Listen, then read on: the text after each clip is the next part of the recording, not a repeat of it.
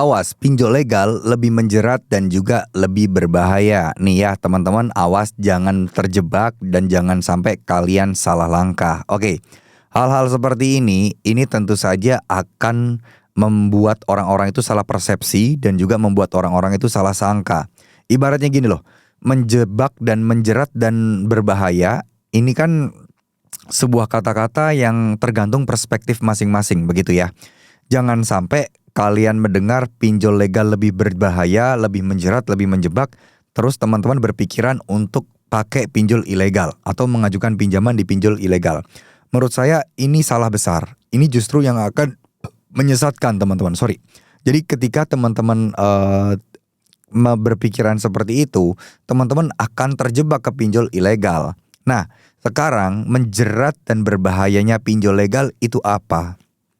Yang nggak lain dan bukan adalah bunga, ya, bunga, denda. Kalau kalian telat, ya itu udah pasti akan berasa karena makin lama utang kalian akan makin banyak gitu loh. Dan ini yang nggak di-expect oleh kebanyakan orang. Orang-orang nggak nyangka kok sebesar ini, oh utangnya jadi sebanyak ini gitu. Kiranya kayak minjem sama orang aja gitu, paling kurang minjam 1 juta paling harus bayar berapa gitu ya. Nah, kebanyakan berpikirnya seperti itu. Nah, pinjol legal ini bebas beroperasi. Bahkan pinjol legal itu boleh mendatangkan DC lapangan untuk menagih ke rumah. Pinjol legal boleh menagih dan seterusnya. Nah, kenapa lebih menjerat dan berbahaya? Tergantung sekali lagi. Bagi kalian-kalian yang tidak peduli dengan slik OJK, tidak peduli dengan penagihan-penagihan yang terus-menerus, nggak peduli soal DC lapangan yang datang ke rumah, ya tidak akan menjadi sebuah masalah.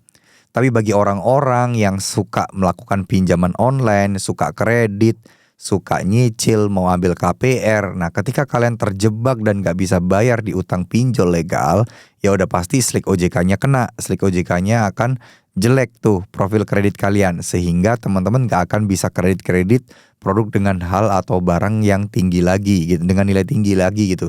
Contoh kayak kredit rumah, kredit mobil akan sangat-sangat berat ketika slik OJK kalian bermasalah.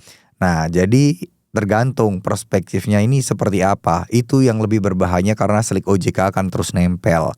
Bisa diperbaiki bisa, tapi butuh waktu yang cukup lumayan lama. Itu pada dasarnya seperti itu teman-teman. Nah, kalau berbahaya soal pencurian data, itu sih enggak. Tapi kalau soal bunga, mau legal mau ilegal, ya ilegal lebih parah. Tapi kalau legal, ya tetap lumayan lebih besar lah dibandingkan pinjaman-pinjaman konvensional lainnya. Ya cuman masalahnya adalah pinjol itu kan kayak memberikan kemudahan gitu ya bagi orang-orang untuk mengajukan pinjaman online. Nah, ini yang sebenarnya jadi masalah krusial di sini teman-teman ya.